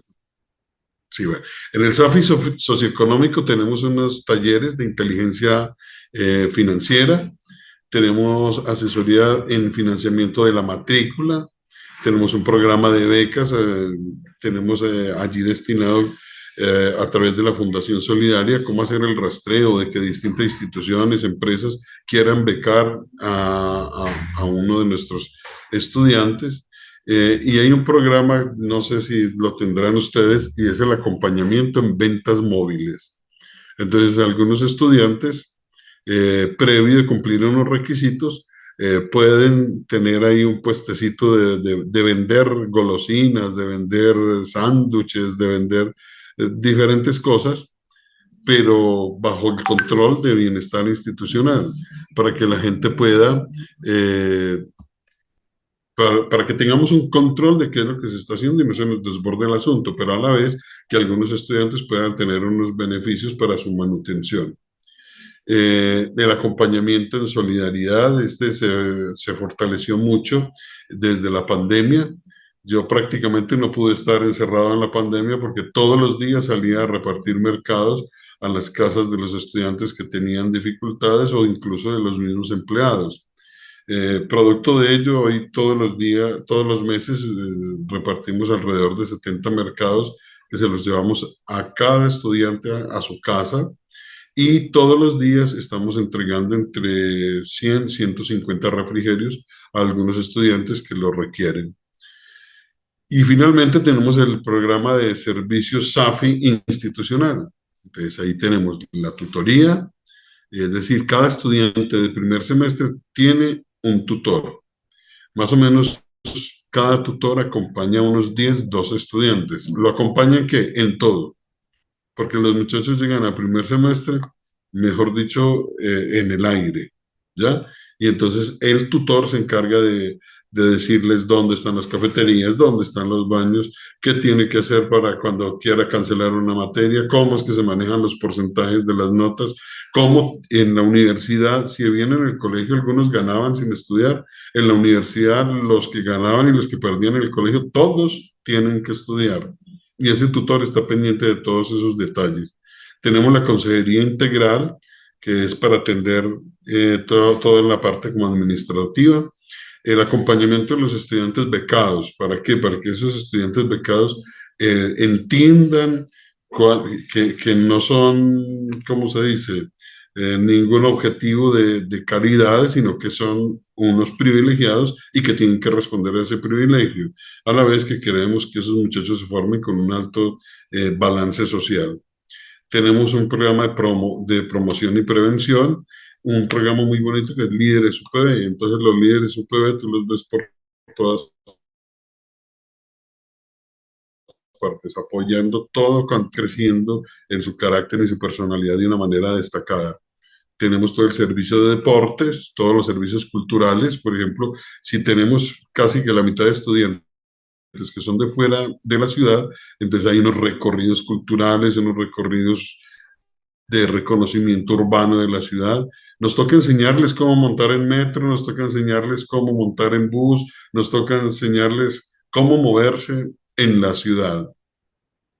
Tenemos el servicio de alertas tempranas y el seguimiento a los casos de deserción. Ese se hace de una manera personalizada y tenemos la línea segura de atención y emergencias. Más o menos en toda esa gama de posibilidades se está movilizando entonces la necesidad de hacer que los estudiantes permanezcan. Teníamos esto, yo llevo en la universidad 34 años. Hace 30 años, el filtro eran los 3 primeros semestres. Entonces uno sabía que a ingeniería llegaban 700 estudiantes y que en el segundo semestre ya no habían sino 600, en el tercer semestre 500 y así hasta terminar graduándose 80. Hoy llegan a ingeniería cada semestre alrededor de 200 estudiantes. La intencionalidad es que sean 200 de los que se gradúen. Y entonces por eso tenemos que fortalecer este acompañamiento para que bajo el lema que hemos adoptado desde hace unos 3, 4 años, creer, imaginar, crear. Yo siempre les he, a los que nos, digamos, idearon este lema, yo les dije, bueno, esa es nuestra iglesia, es el plan pastoral, ver, juzgar, actuar, ¿ya? Y entonces, esos estudiantes que llegan completamente ilusionados a nuestra universidad es porque creyeron en nosotros. Y más que ellos, ahorita como todos llegan adolescentes, los que creyeron en nosotros fueron sus papás. Entonces, a esos que creyeron en nosotros tenemos que saber responderles y hacer que su estadía en la universidad sea realmente una experiencia significativa. Hoy contamos con la ventaja de que cuando reunimos empresarios de nuestra universidad, empresarios de nuestro país en nuestra universidad, ellos siempre están diciendo que cuando llegan egresados de la Universidad Pontificia Bolivariana, tienen un valor agregado muy significativo, que es la calidad humana. También con los colegios, entonces nosotros hacemos una labor integrada a través de las misiones. Ahorita por lo menos puedo pasarte el enlace de un videíto de la última misión, por si queda tiempo lo podamos proyectar. Allí estamos trabajando con con los estudiantes de universidad y con los estudiantes de colegio, haciendo trabajo con las periferias, como nos propone el Papa Francisco, para podernos dar cuenta de las realidades que se viven en estos ambientes. Más o menos en esa línea es que consolidamos eh, los distintos proyectos de investigación que queremos siempre enfocarlos a que, como lo propone el Pacto Educativo Global, en su primer objetivo, la persona esté en el centro. No queremos seguir produciendo profesionales como insumo para la industria. Queremos seguir formando personas que puedan fortalecer la vida de la humanidad.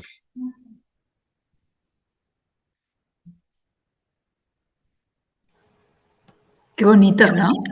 Esta frase final que has dicho. A mí me gustaría, Osvaldo, también que comentaras, porque a mí fue un dato que me impresionó mucho y me gustaría que lo compartieras con las alumnas. Cuando yo desde mi ignorancia te pregunté, ¿no? Es la diversidad que teníais en la universidad, si había una diversidad lingüística, si había alguna diversidad lingüística y tal, y tú me respondiste bueno, tu respuesta me dejó a mí con la boca así abierta, ¿no? Claro, Y, claro. Sí, nosotros tenemos un programa de etnoeducación que atendemos a comunidades afro y comunidades indígenas. Están lejos de la universidad. Ellos estudian, no pueden estudiar virtual porque incluso sus comunidades ni siquiera tienen servicio de energía eléctrica algunos. Pero entonces los maestros de la universidad llegamos hasta esas regiones durante el semestre, ante todos los fines de semana. Pero en las vacaciones, en el receso de mitad de año y de fin de año, ellos vienen a nuestra universidad y entonces nuestra universidad se llena con alrededor de 800, 900 eh, estudiantes que vienen de esas distintas etnias indígenas y afrodescendientes. Muchos, yo diría que más de la mitad, no hablan español. Son alrededor de unos 48 dialectos. Y mírame cosa bien simpática. Ni siquiera hablan español, pero han tenido algún proceso de evangelización, porque todos los días, las clases inician a las 7 de la mañana y a las 6 de la mañana están celebrando la misa en el templo principal de la universidad. Y se van turnando cada día una comunidad distinta para animar la Eucaristía con sus cantos y lo hacen en sus lenguas ancestrales. Y las ofrendas y los distintos momentos rituales de la Eucaristía lo hacen con elementos de su propia cultura. Entonces, pretendemos con esta formación en educación preservar su identidad cultural, formarlos para la defensa de sus derechos y el reconocimiento que debe hacer el Estado y toda la comunidad de ello.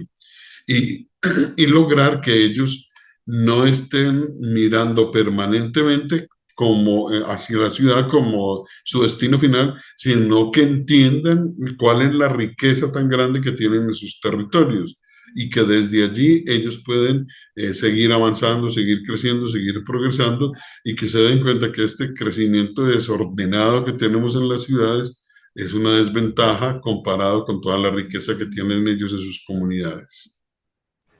sí, realmente aquí a veces, ¿no? Tenemos dos, tres lenguas, cuatro, cuando la inmigración viene, pues bueno, sí, árabe, urdú, catalán, castellano, básicamente, y ya nos parece que es como, ¿no?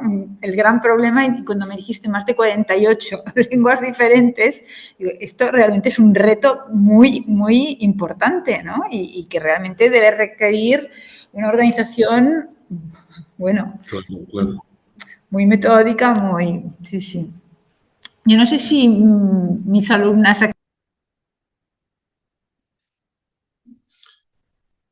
Ha silenciado el micrófono, Ana.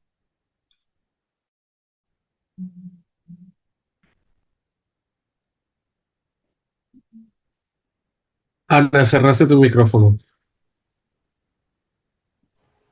Gracias.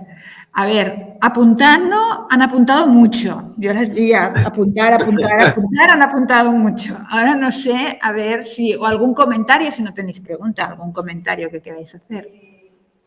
He visto que había diversidad de lengua, ¿verdad? Sí. Sí, hay diversidad de religión. ¿En Colombia, preguntas? La última, Colombia. Osvaldo, pregunten si, aparte de la diversidad de lenguas, también hay diversidad religiosa. ¿O solo hay catolicismo? Osvaldo, el micro está apagado. Qué pena. Nos hemos preocupado de ese sentido de lo que significa ser católico. Es una realidad universal. Entonces, no hay condición para ello. Es nosotros, desde nuestra identidad de católicos, ¿qué podemos ofrecerle a todos?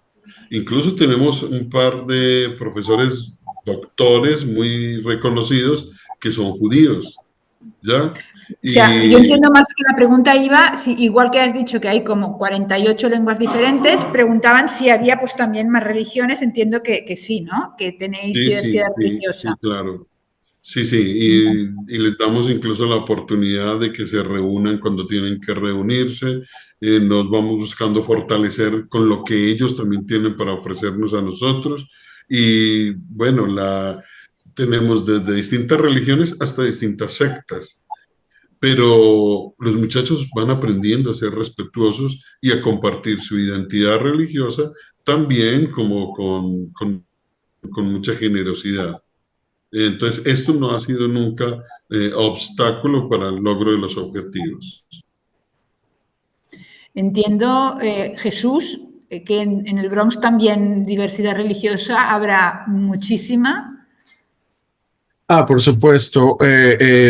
Los estudiantes que nosotros tenemos aproximadamente, bueno, que van a ver el programa, cuando yo lo coordinaba, aproximadamente 300 al año, iban desde católicos hasta diferentes grupos de denominación cristiana. Teníamos estudiantes musulmanes, teníamos profesores judíos. Entonces, la diversidad religiosa no únicamente estaba en el cuerpo estudiantil, sino también en el cuerpo docente. La universidad alenta o fomenta que los estudiantes, independientemente de cualquier grado en el que estén, se sientan en un espacio seguro para vivir su fe. Tan es así que iniciando este año académico, hay una oficina en la universidad que se llama Campus Ministry, que sería como la oficina de pastoral, por una mala traducción. Y anteriormente únicamente había un sacerdote, un grupo de laicos que se encargaban de organizar todas las cuestiones que tenían que ver con espiritualidad, pero a partir de este año académico también existe un rabino que está prestando acompañamiento y dirección espiritual a los estudiantes que son de esa tradición, y también hay un imán. Entonces se crearon espacios dentro de la universidad para que los chicos que son musulmanes puedan realizar sus oraciones durante el día. Lo mismo, existen diferentes tipos de, en inglés le llaman accommodations, que sería excepciones para que los estudiantes puedan tener acceso a, si necesitan faltar por una cuestión religiosa, lo puedan hacer sin verse penalizados en cuanto a la asistencia de clase. Entonces, la diversidad existe en todos los sentidos. Sabrina, no sé si vosotros en Argentina también contáis con diversidad religiosa. Entiendo que en Nueva York y en Colombia hay diversidad también lingüística, y yo no sé en Argentina si también la tenéis, lingüística y religiosa. Mira, tanta diversidad en esos aspectos no. Sí hay muchas religiones, pero las que priman acá es la católica y la evangelista. Y en cuanto a la lengua, tenemos la lengua así española, y sí hay muchos extranjeros, entonces hay muchas variaciones. Acá tenemos muchas tonadas y varía mucho dependiendo del norte o el sur cómo se habla, pero todo español, habla hispana. Tengo una pregunta que me llamó mucho la atención. A ver, alza un poco la voz que igual te oyen. A ver si la oís, y si no, yo os trasladaré la pregunta. que me llamó mucho la atención el programa de Sabrina, que habla acerca de aprender oficios para poder después reinsertarse dentro de la sociedad o también generar estos vínculos, reconstruir vínculos con la familia, con sus seres queridos. Entonces, pienso que bueno, no sé si lo entendí bien, pero cuando miren los resultados a través de la encuesta, a través de estas bitácoras, hay después un trabajo posterior con respecto a estos resultados como una evaluación que permita reforzar cosas que se aplicaron en el programa.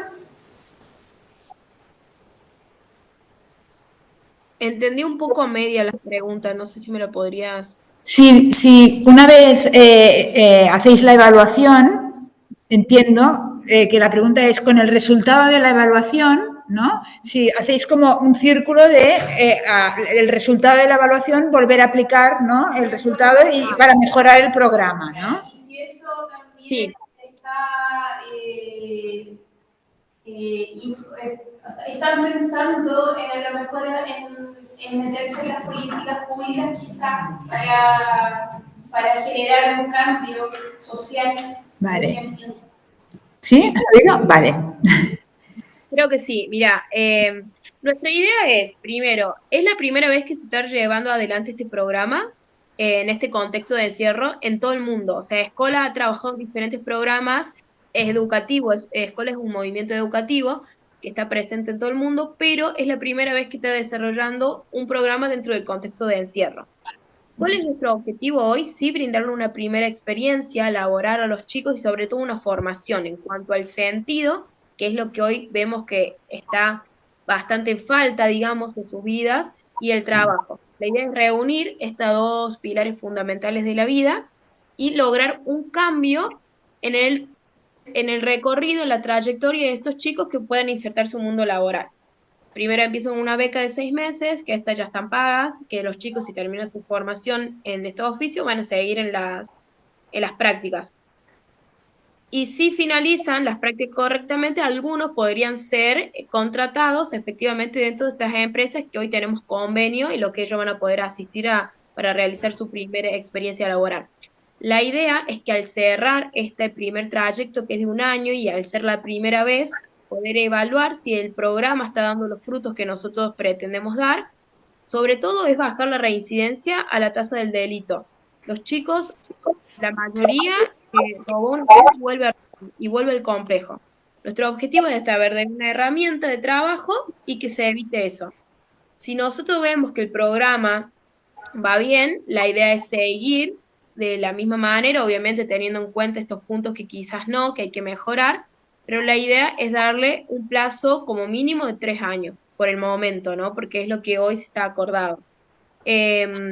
Y sí nosotros tenemos reuniones de equipo, somos 6 personas a cargo de este programa, que nos juntamos todas las semanas y vamos viendo qué cosas mejorar, qué darle más atención y todo eso para ir construyendo este dispositivo que es por primera vez. Así que estamos un poco a prueba y error, pero por suerte estamos viendo lindos resultados, sobre todo en el complejo, que es el que estamos hace 3 meses.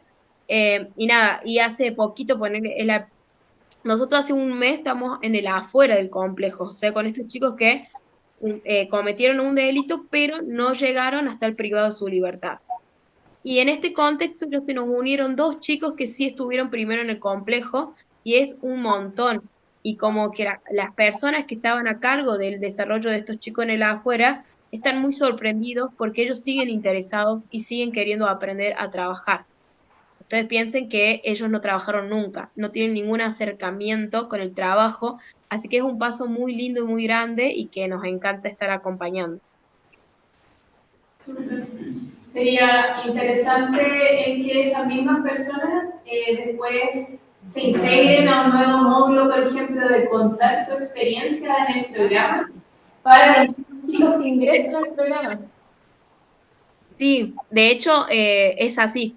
Los chicos que están hace más tiempo, en algún punto van a empezar a ser tutores de los chicos que están iniciando.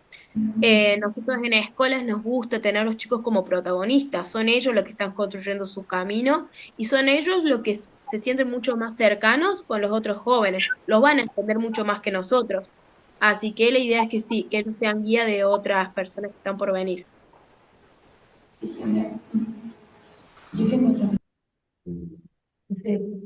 Hola Sabrina, tengo otra consulta para ti. Sí, decime. Eh, Perdona, ¿eh? ¿Cómo hacéis la selección de estos jóvenes? ¿Vienen a vosotros? ¿Vais a alguna asociación vosotros? ¿Cómo funciona esta toma de contacto con ellos? Bueno, tenemos por dos lados, que es desde el instituto, que a ellos lo eligen los directivos. Nosotros tenemos el contacto de las socioeducadoras, que son las que se encargan más del tema de los comportamientos de los chicos dentro de la institución, y las trabajadoras social. Entre ellas, entre el equipo, digamos, nosotros pasamos un perfil de jóvenes, que es lo que esperamos, y sobre todo que son los que puedan residir en Córdoba, porque ahí tenemos los talleres en el exterior y las prácticas van a ser en Córdoba. Eh, Marcamos una franja etaria que es de 16 años a 24, y lo que sí esperamos es el compromiso por parte de los jóvenes. Ahora estamos implementando mucho la entrevista para darle un primer acercamiento de lo que se trata, los talleres, y para que ellos también puedan tomar la decisión si ser parte o no, porque muchas veces sabemos que los cambios se dan cuando la persona quiere realizarlos. Entonces tenemos mucho en cuenta esto. Esto sería en el contexto de encierro. En el afuera, en la sede del Eliquelén, nosotros tenemos convenio con la CENAF, que es la Secretaría de Niños, Adolescentes y Familias, que son los que se encargan de donde se derivan todos los casos de estos jóvenes que están en situación de conflicto con la ley penal. Entonces, ellos son los que nos van derivando los casos que están dentro de este perfil que estamos buscando. Y sobre todo buscamos compromiso y con ganas de realizar un cambio. Pero siempre recibimos, estamos abiertos a recibir a cualquier joven que, aunque sepa que se les va a hacer difícil, quiere un cambio en su vida. Así que por suerte tenemos hoy los cupos llenos y hay muchos jóvenes. Eso también es lamentable. En Córdoba hay muchos jóvenes que están en conflicto con la ley y nos encantaría abordar todos, pero se hace muy complejo.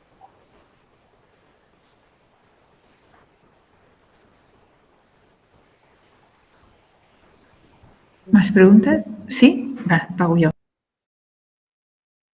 Hola Osvaldo, tengo una consulta. Mira,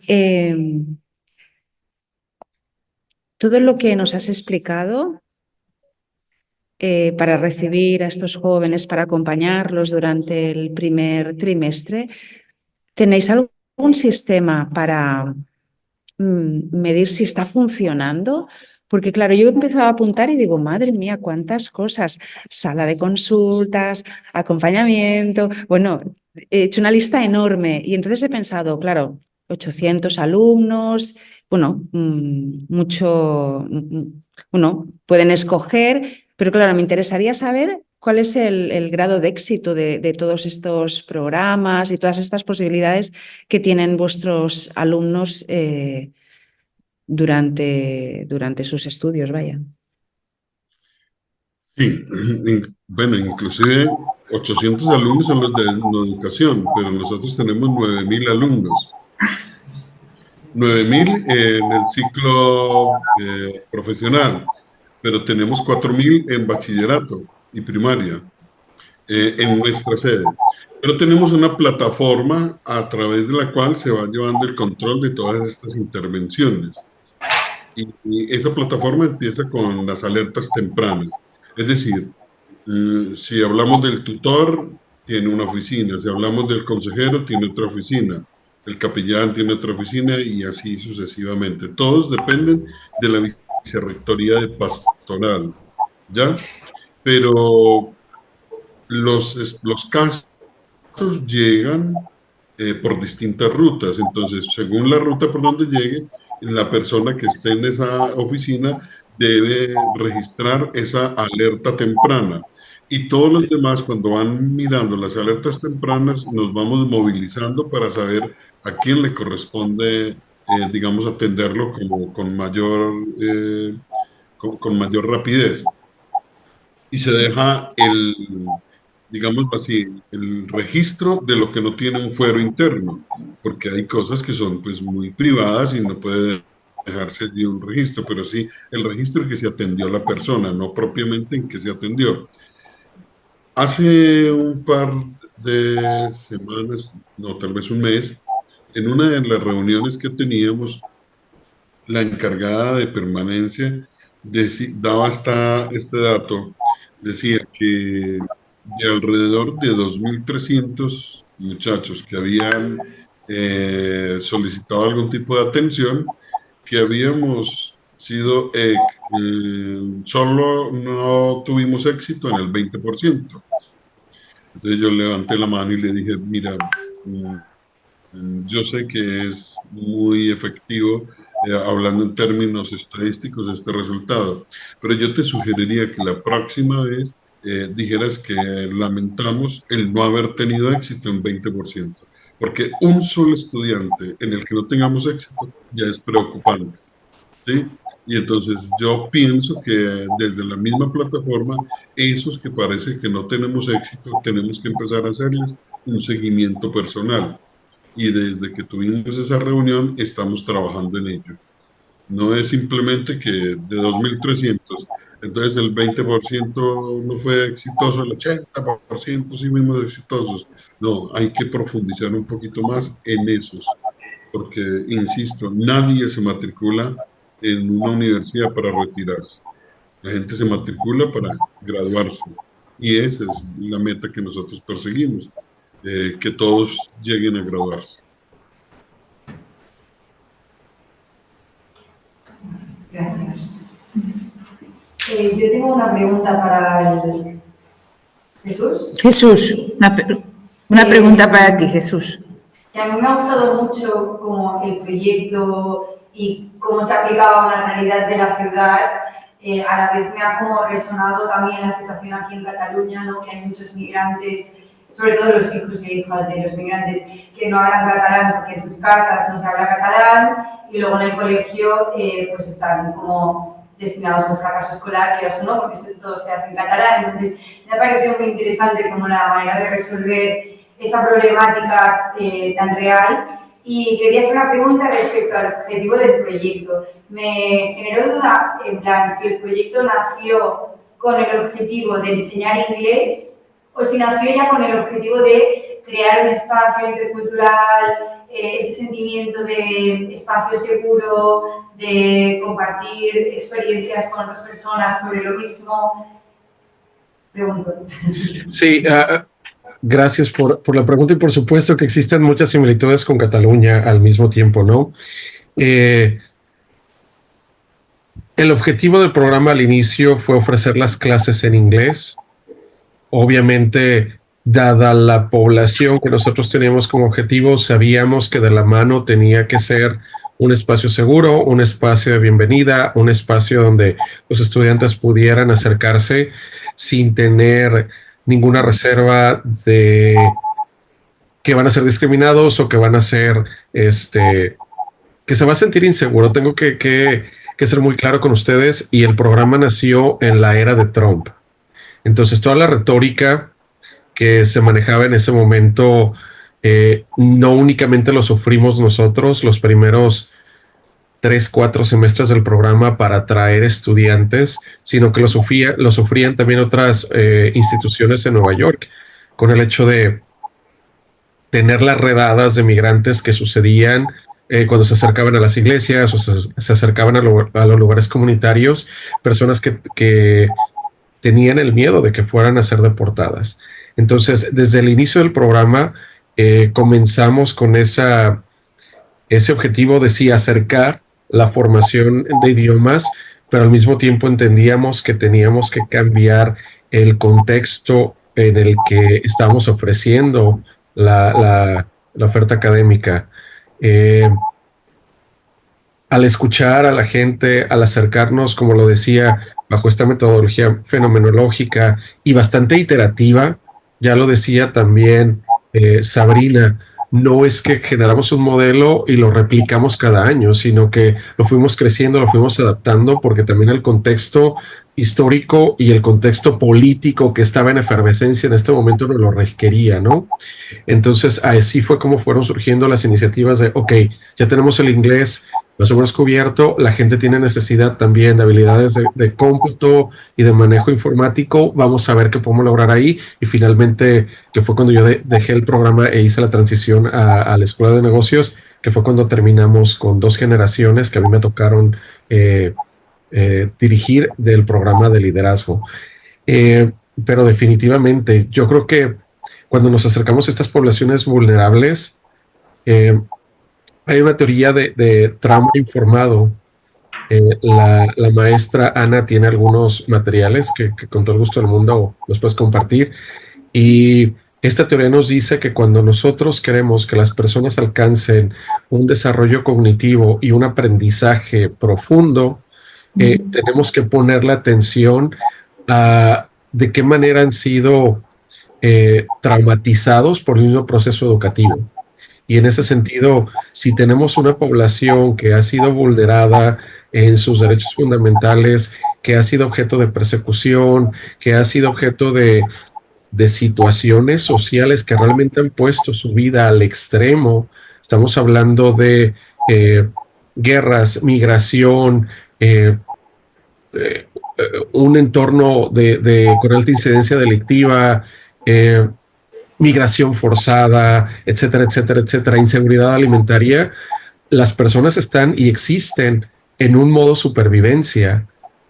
Entonces, de repente, con algunos profesores que se integraron a trabajar con nosotros, veía la frustración en nuestros seminarios de formación de profesores y decían, es que tengo 4 semanas con el presente simple y tengo 4 personas que nomás no avanzan. Y cuando veíamos la entrevista de inicio, porque era una entrevista bastante extensa donde checábamos absolutamente a la persona en 360 desde la parte no únicamente educativa, sino social, de seguridad alimentaria, etcétera, etcétera, etcétera, nos damos cuenta, pues bueno, la persona está viviendo con cheques de desempleo. O sea, no podemos esperar que tenga un rendimiento académico si en este momento está toda su energía y toda su atención, el 90% dedicadas a sobrevivir en una ciudad que es tan complicada, ¿no? O personas que tenían un familiar enfermo, que no tenían una cobertura de seguro médico tan amplia y que tenían que verse las de Caín para poder encontrar el recurso, ¿no? Para seguir con los tratamientos médicos, etcétera, etcétera, etcétera. Entonces, esta teoría nos dice, tenemos que atender primero y tenemos que ser conscientes de dónde la persona fue vulnerada y qué tan lejos o cerca está de encontrar, de hacerlo eso consciente.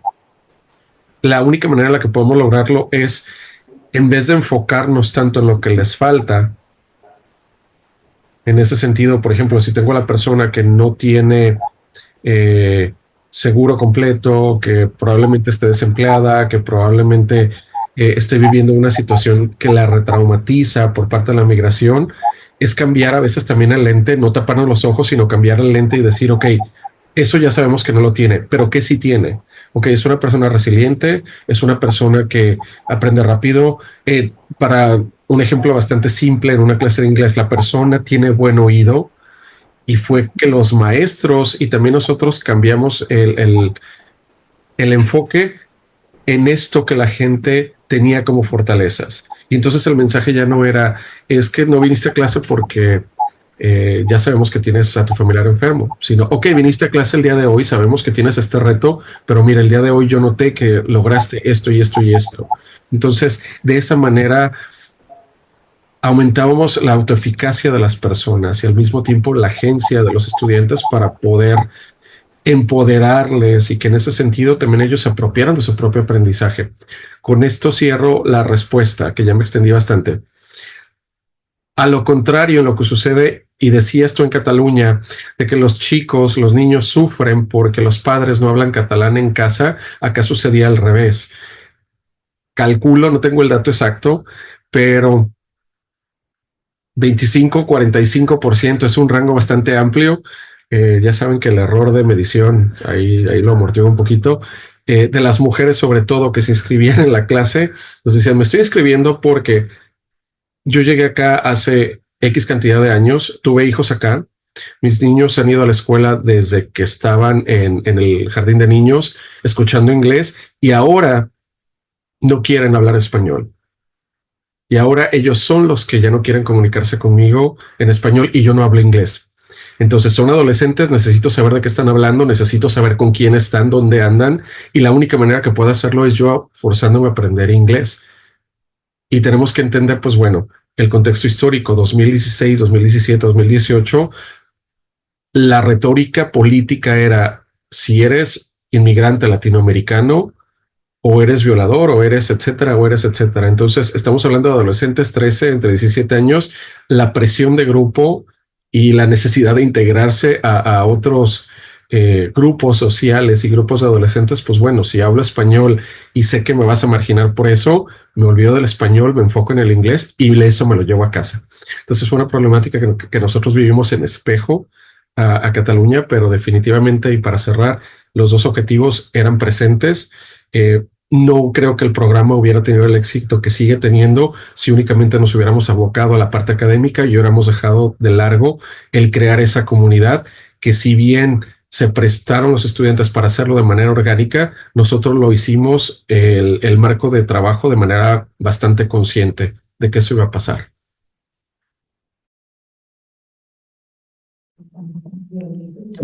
Jesús, disculpa, tengo una consulta. Claro. Todas estas líneas que habéis ido abriendo, la de alfabetización digital, desarrollo del liderazgo, supongo que tenéis un plan de trabajo y han ido surgiendo, aparte de valorar pues todas estas entrevistas, todo este trabajo fenomenológico, ¿no? Sí. Sí. Obviamente todo... Sí. Ahora. Ok. Obviamente teníamos ciertas restricciones y el hecho es que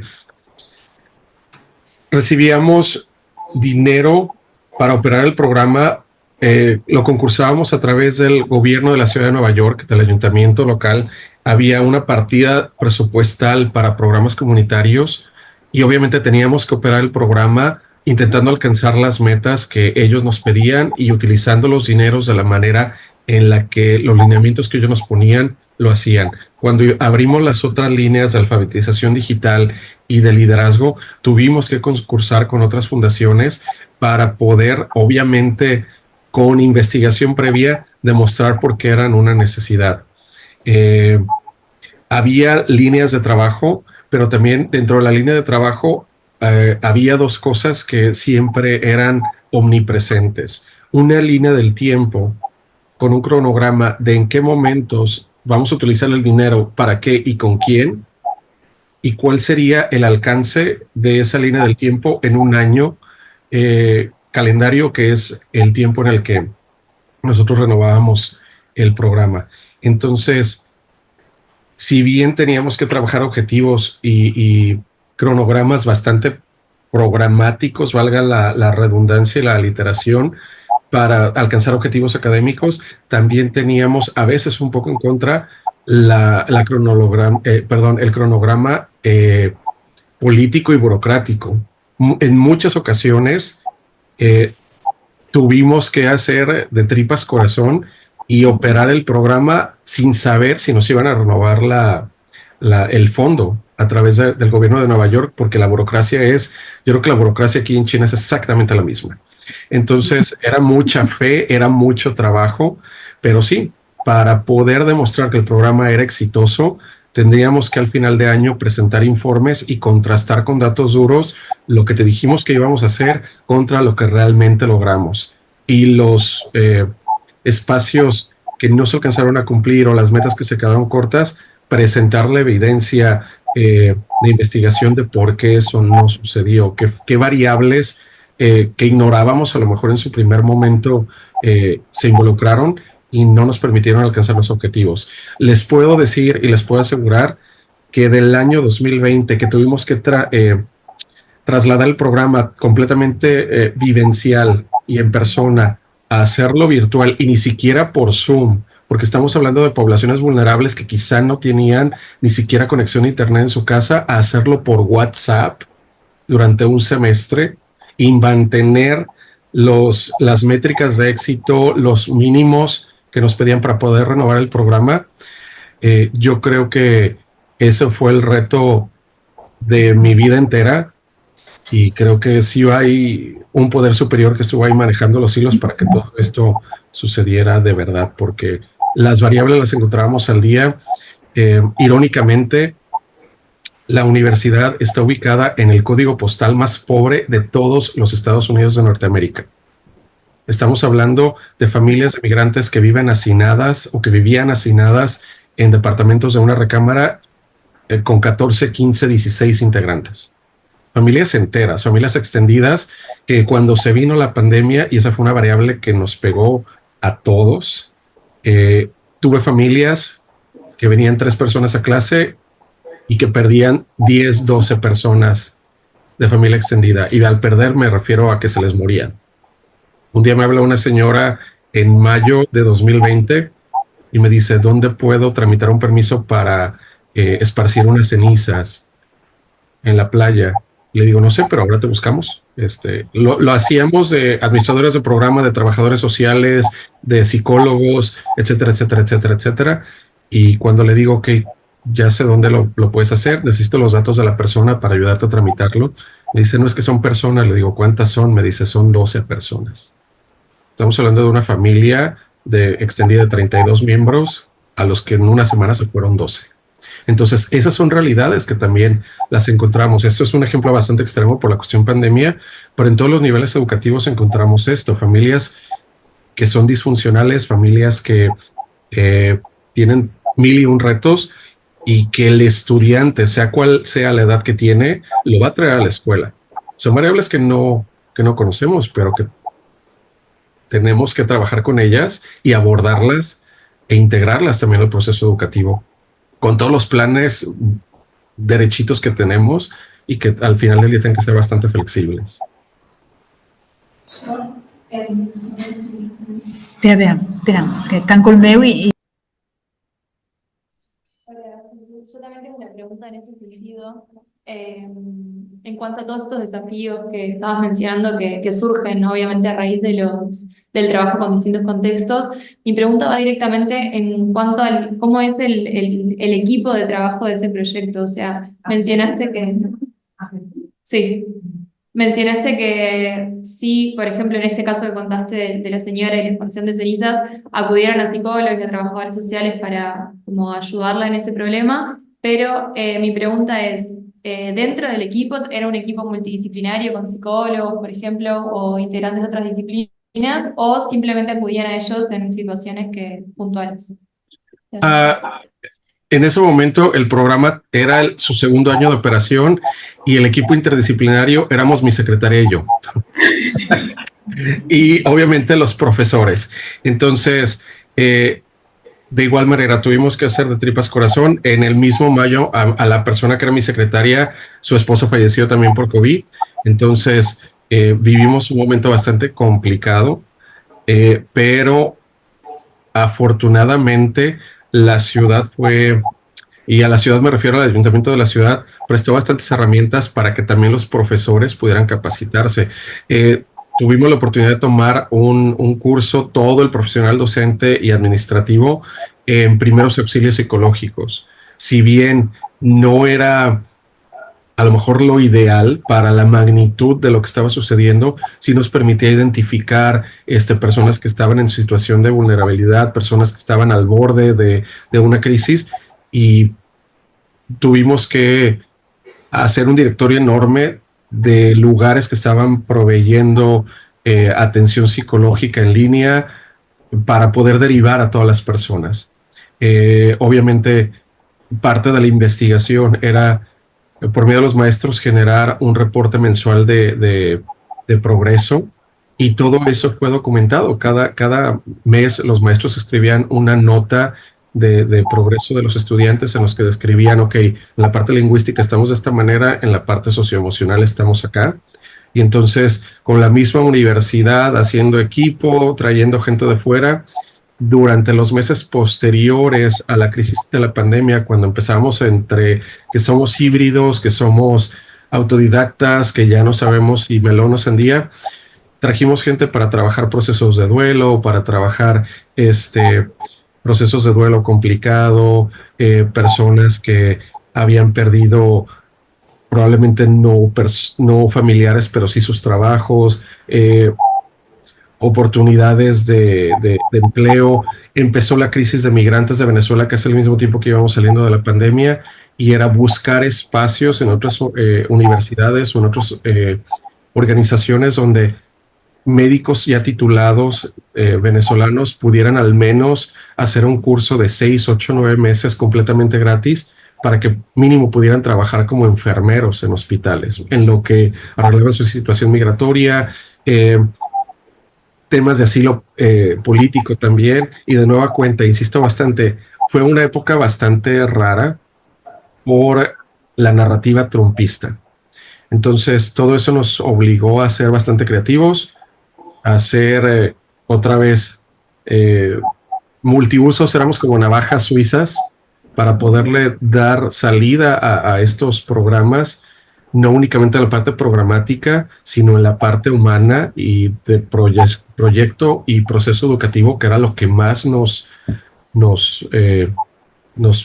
preocupaba en su momento, ¿no?